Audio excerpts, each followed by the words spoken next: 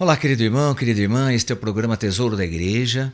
Eu, Luiz Carlos, juntamente com você, estamos dando continuidade aos nossos estudos sobre a carta encíclica Veritatis Splendor, o esplendor da verdade, do nosso querido Papa, saudoso Papa São João Paulo II. Isso mesmo, São João Paulo II. Ele escreveu esse documento sobre a moral católica, a moral cristã, dos 10 mandamentos, e estamos aqui esmiuçando, estudando tudo isso para a gente compreender, para a gente poder viver com mais clareza, com mais exatidão esses mandamentos da lei do Senhor, com mais amor também. Bem, querido irmão, querida irmã, nós estamos aqui no capítulo 2, capítulo 2 deste documento que tem como título Não vos conformeis com a mentalidade deste mundo. E nós estamos entrando agora em um segundo subtítulo que diz A consciência e a verdade. Vimos aí sobre o santuário do homem, estamos vendo agora o juízo da consciência. Então vamos lá. O juízo da consciência é um juízo prático, ou seja, um juízo que dita aquilo que o homem deve fazer ou evitar, ou então avalia um ato já realizado por ele. É um juízo que aplica a uma situação concreta a convicção racional de que se deve amar e fazer o bem e evitar o mal. Este primeiro princípio da razão prática pertence à lei natural, mas constitui o seu próprio fundamento enquanto exprime aquela luz originária sobre o bem e o mal, reflexo da sabedoria criadora de Deus que, como uma centelha indelével, brilha no coração de cada homem. Bem, nós já estudamos várias vezes aqui, nesse documento, que nós temos a razão natural, que é própria do ser humano. É característica do ser humano pensar como um ser humano, agir como um ser humano. Evidentemente que sim. Então tem a sua razão natural, faz parte da sua consciência, ok? Sim, mas essa razão natural, já vimos aqui que ela é iluminada pela luz divina. Assim como uma centelha de fogo, como uma faísca, vamos dizer assim, como o Papa está explicando aqui para nós. E essa luz, se nós não a apagarmos, se nós não a encaixotarmos e colocarmos numa caixinha bem fechada e guardarmos, porque muitas vezes as pessoas não querem falar com Deus, não querem saber de Deus, não querem a luz de Deus, então eles simplesmente extinguem. Como São Paulo diz nas suas cartas, não extingais o Espírito Santo. Quer dizer, então se ele fala que não extingais, então é porque é possível extinguir. O que é extinguir? É matar, destruir. Então se ele fala não matais, não destruais o Espírito Santo no seu coração, é porque é possível destruir sim. Como que nós destruímos o Espírito Santo em nós? Abafando ele,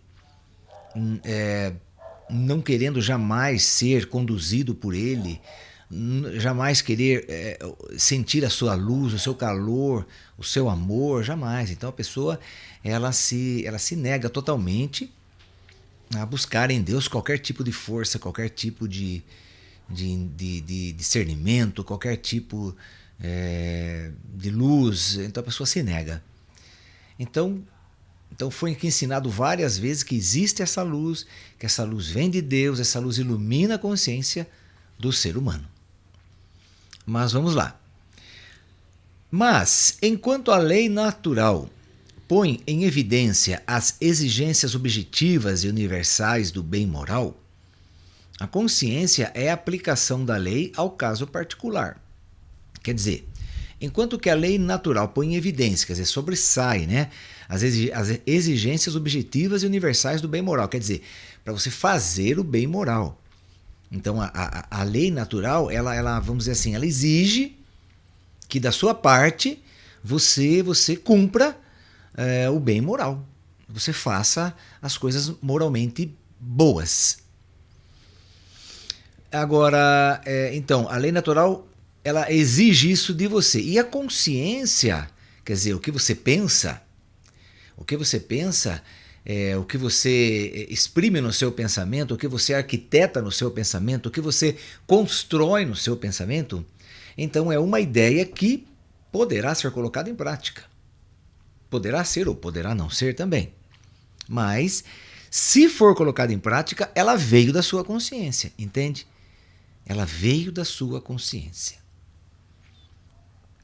E a consciência, então, é a aplicação da lei ao caso particular, a qual se torna, assim, para o homem um ditame interior, uma chamada a realizar o bem na realidade concreta da situação. Então, aí está.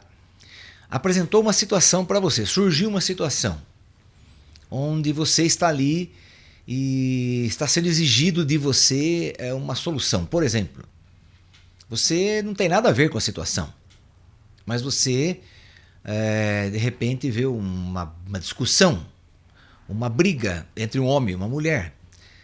E aí o homem começa a se impor e começa a empurrar a mulher. Mas é claro, o homem tem muito mais força do que a mulher. Então, certamente, se ele continuar desse jeito, ele vai acabar machucando, ferindo aquela mulher. Então, a sua moral não permite aquilo, não é? Se você é um homem de Deus, uma mulher de Deus que quer viver, buscar a moral divina, então você não suporta ver aquilo e ficar sem fazer nada. Tem muita gente que já liga o celular, já começa a filmar, já começa a dar risada, e já começa a aplaudir, já começa a incentivar a briga. Sim, tem muita gente que faz isso. Mas eu creio que você não. Se nós amamos a Deus sobre todas as coisas, amamos ao próximo como a nós mesmos, então nós não podemos ficar parados dentro de uma situação dessa. Então, a nossa consciência começa a exigir de nós uma resposta, alguma coisa para a gente fazer. Então, de repente, você tenta conversar com as pessoas e, de repente, o homem está ali, de repente ele saca uma faca, não sei. Então, logicamente que você vai se afastar, evidentemente, e você vai, então, ligar para a polícia. Então, você não vai ficar filmando ali, dando risada daquilo, como os outros estão fazendo. E isso eu estou dando aqui um exemplo, mas em qualquer tipo de exemplo, num acidente de carro, onde as pessoas se machucam, aí o outro sai do carro, começa a discutir, ou tem gente sangrando, tem gente machucada, a pessoa não quer saber porque ficou muito bravo que bateu no carro novo dele ou dela. Então você para, você ajuda, você faz alguma coisa, você chama o bombeiro, você faz alguma coisa. Não é verdade? Então, é isso que ele está dizendo aqui, que é como se fosse uma obrigação interior. Por quê? Porque nós temos o bem moral dentro de nós. Nós queremos agir segundo a prática de Deus. Bem, a consciência formula, assim, a obrigação moral à luz da lei natural. É a obrigação de fazer aquilo que o homem, mediante o ato da sua consciência, conhece como um bem que lhe é imposto aqui e agora. É imposto aqui e agora. Quer dizer, em qualquer situação. Tem muita gente que vai viver aí as coisas de Deus. Não, eu só vivo dentro da igreja. Fora da igreja eu sou outra pessoa. Eu escutei um político, não há muito tempo atrás, falando isso. Assim que ele assumiu uma pasta aí, eu não lembro agora o nome, se é ministro, se é secretário, eu não lembro agora, eu acho que é ministro. Que ele assumiu uma pasta e ele declarou, ele falou, bem, aqui dentro do ministério eu exerço a lei dos homens, a lei de Deus fica fora. Quer dizer, então ele pegou a Bíblia, porque ele deveria ser aí protestante, né? Então, não sei se é evangélico, o que é, mas enfim, é protestante, está lá, é cristão também, e então ele separou, né? Ele quis, aqui eu aplico a lei dos homens, ali fora eu vivo a lei de Deus. Não, então até alguma coisa errada com ele, não é? Ou com ele ou com a gente, porque não é possível você aplicar a lei dos homens sem aplicar a lei de Deus, não tem como, né? Está dentro é um ato moralmente cristão, um ato moralmente divino, sadio, são. É uma virtude do espírito, meu Deus, então como que você vai separar as coisas? Então, ali no seu local de trabalho, você é uma pessoa, você tem uma personalidade. Saiu dali, aí você é cristão. Aí você tem outra personalidade. Me perdoa esse ministro aí que falou isso, né? Mas totalmente fora, né? De base, totalmente fora. Não tem nenhum fundamento isso aí que ele falou, né? Para um cristão não tem um fundamento isso daí. Isso aí foi uma bola bem fora mesmo, né? Então vamos lá. O caráter universal da lei e da obrigação não é anulado. Antes fica reconhecido quando a razão determina suas aplicações na realidade concreta. O juízo da consciência afirma, por último, a conformidade de um certo comportamento concreto com a lei. Ele formula a norma próxima da moralidade de um ato voluntário, realizando a aplicação da lei objetiva a um caso particular.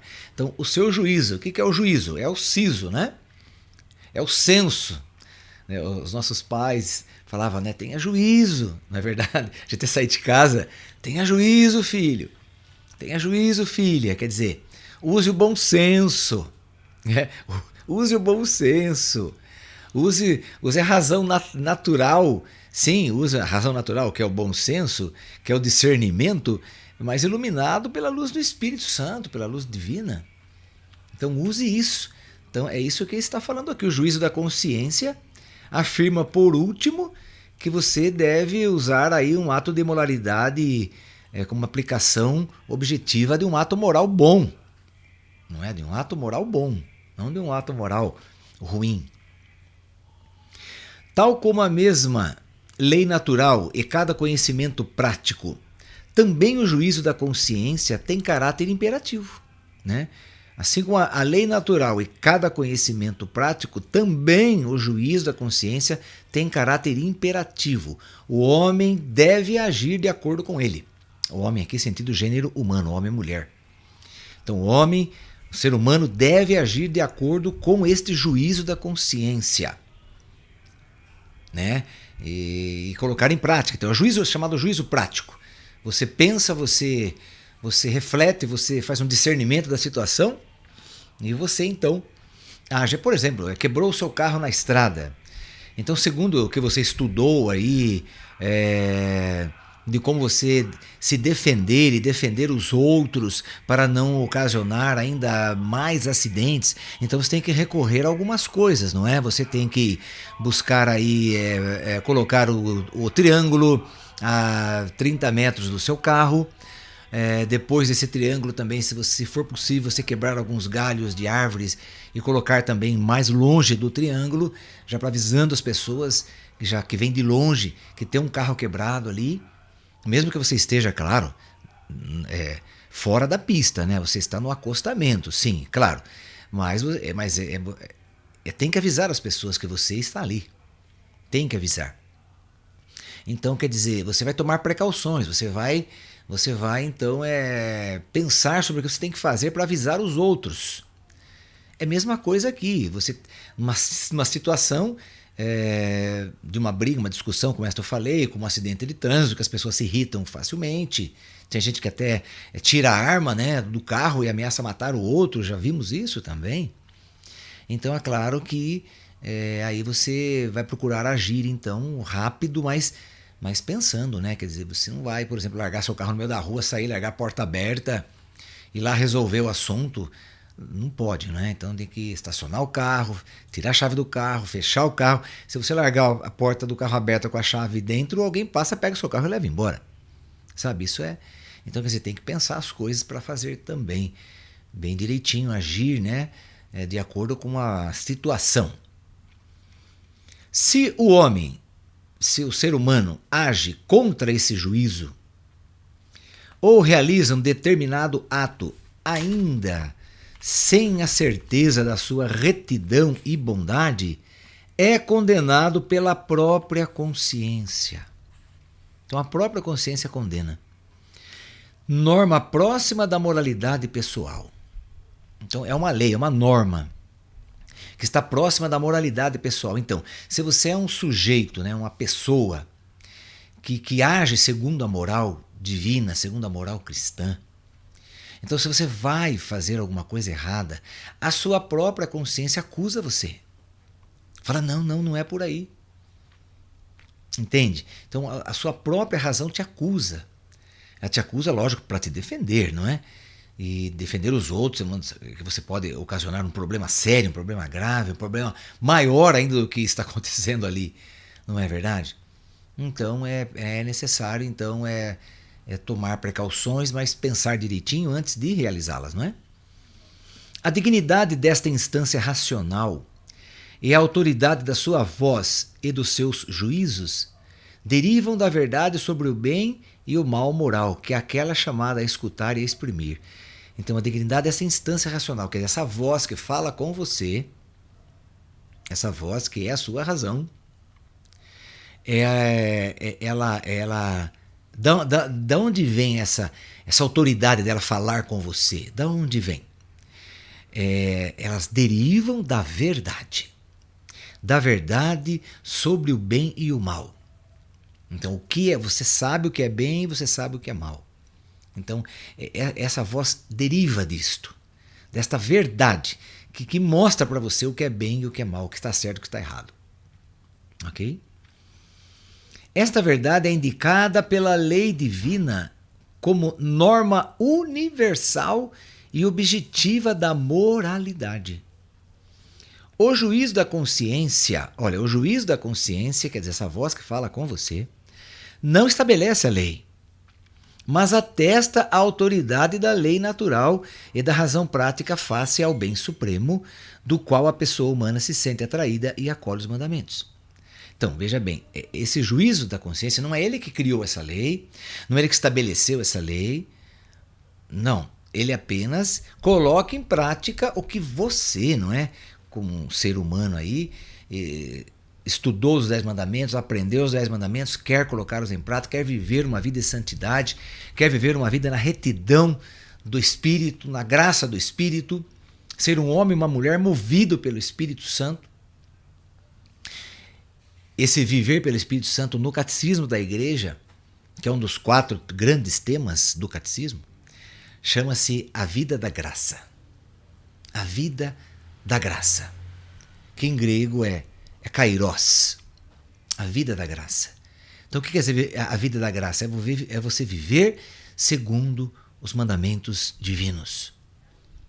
Você vai viver quer dizer, debaixo da graça de Deus.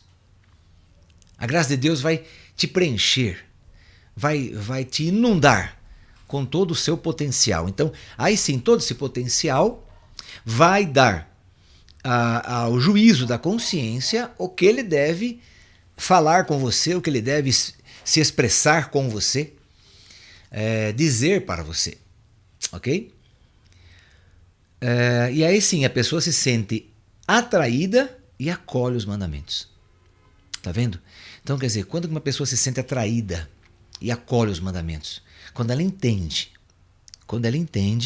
que a lei moral tem que ser vivida por cada um de nós, a lei moral que Jesus ele nos ensinou no Sermão da Montanha. Claro que já veio dos 10 mandamentos, como já disse, lá com Moisés, foi escrito nas tábuas da lei.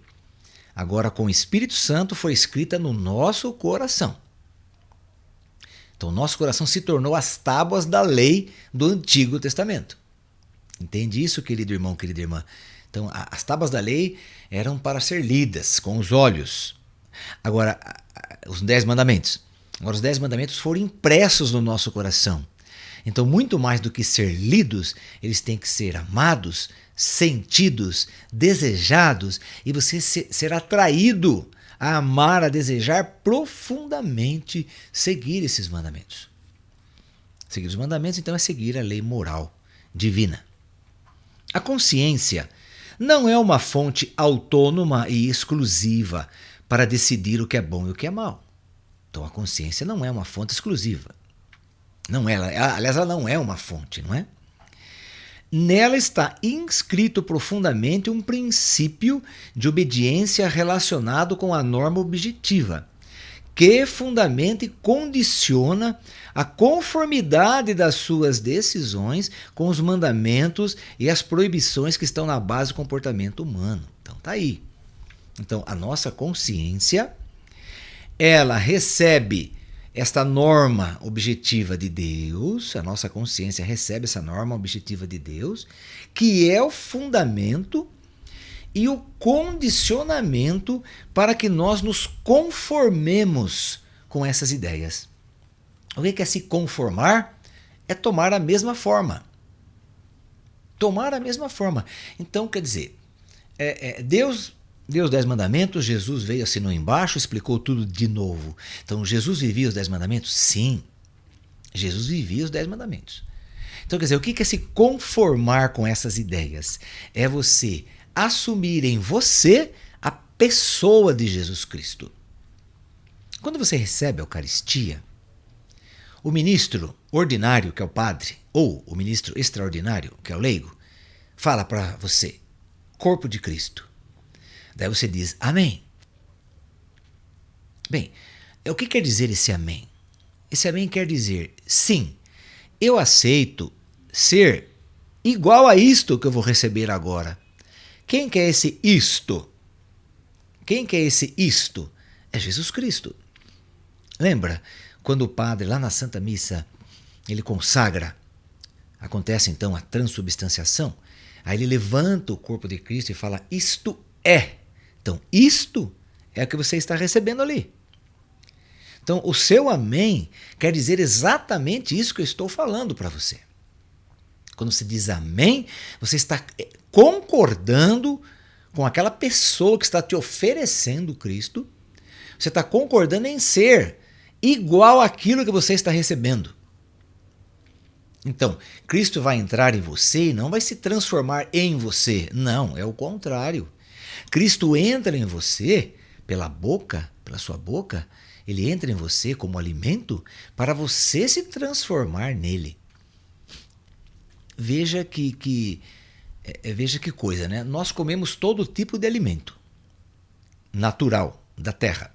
E os alimentos se transformam em nós. Os alimentos se transformam em nós. O único alimento que não se transforma em nós, mas que nós nos transformamos nele, é o corpo de Cristo. Então, sim, se você toma o corpo de Cristo, você tem que se transformar nele. Se transformar nele de que forma? Sendo ele. Igual aquela música antiga do Padre Zezinho, né, que dizia, amar como Jesus amou, pensar como Jesus pensou, sorrir como Jesus sorria, não é? Então, quer dizer, ser igual a Jesus. Ser igual. Quer dizer, eu sou chamado. O nome cristão, na verdade, o nome cristão, eu sou um cristão, você é um cristão ou uma cristã. O que quer dizer isso, esse nome cristão? É que eu pertenço a Cristo. Tudo bem, eu sei que você pertence. Mas muito mais do que você pertencer é você ser Cristo. Então, ser cristão é ser um outro Cristo. Ou, melhor ainda, ser o próprio Cristo. Isso é ser cristão. Ser o próprio Cristo. Por isso que a Eucaristia vem transformar você nele. Vem transformar você nele. Essa é a razão principal da Eucaristia. Quando você recebe a Eucaristia, você está engolindo ali o corpo ressuscitado do Senhor, o corpo incendiado pelo Espírito Santo. Incendiado. Então você está engolindo uma bola de fogo que dentro tem o corpo de Cristo. E essa bola de fogo, ela tem que queimar você todinho. Ela tem que transformar você numa bola de fogo também, numa chama, uma chama de fogo.